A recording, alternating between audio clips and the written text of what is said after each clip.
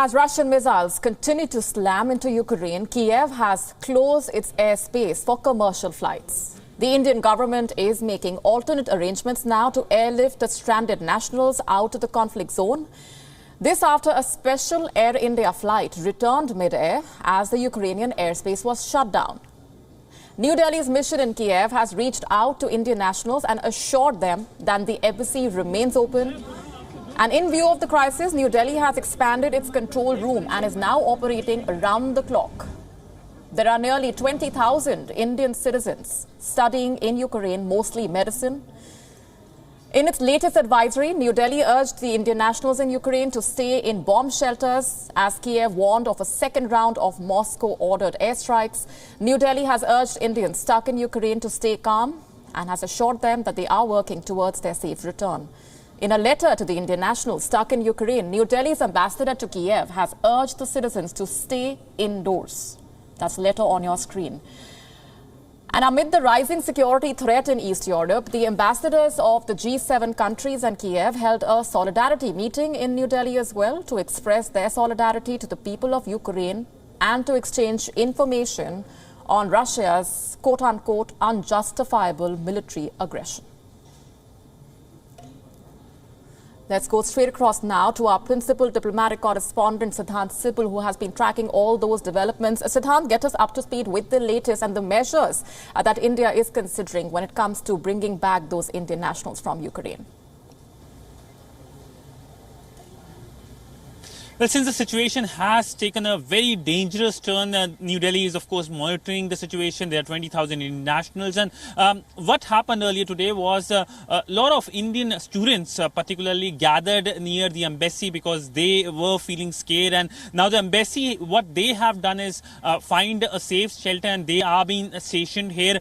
We also know that when it comes to measures being taken here from Delhi, there's a 24/7 control room with numbers being given, email IDs being given, and basically to reach out those nationals who want to come back. Remember, there have been various measures, including special Air India flights being sent to the country.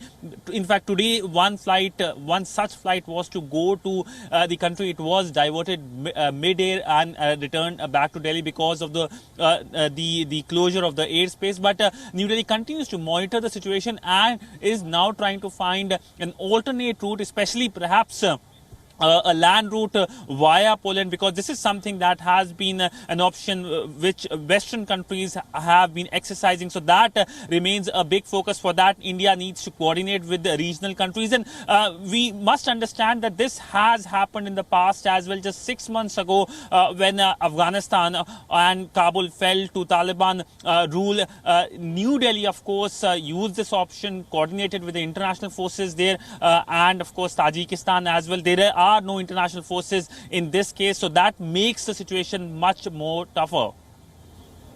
Indeed, Siddhant, you've also been in touch with some of those Indian nationals. Tell us more about what they have been conveying to you.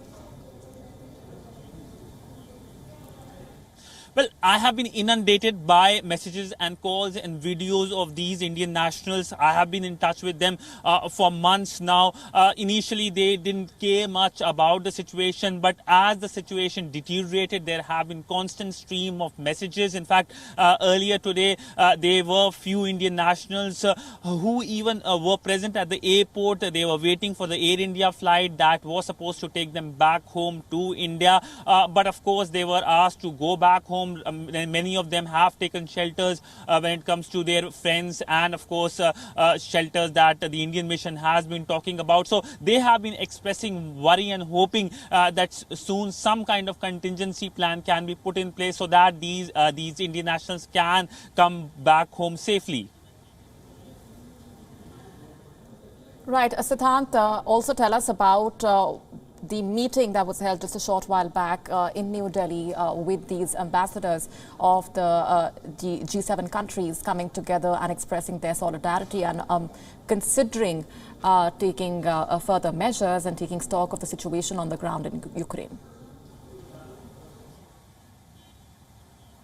Well, other than the big worry regarding the Indian nationals, there have been diplomatic talks, whether it's the Indian External Affairs Minister having conversation with his European counterpart and the UK counterpart, but also diplomats here busy meeting. The G7 envoys met with the envoy of the Ukraine, and of course had conversation on how to go about, plan a strategy. Also, the Ukrainian envoy did a very, very emotional presser. It was, of course, a chaotic presser as well, given that a lot of media had descended at the embassy as well. But in that very emotional plea to the Indian government, the Ukraine envoy said that they would request the Indian Prime Minister, the Indian government, to speak to the Russian President Vladimir Putin and make sure that this aggression, the term used by the Ukrainian envoy, can be stopped. He also talked about that how they have been briefing their Indian counterpart, the Ukrainian side, and when it comes to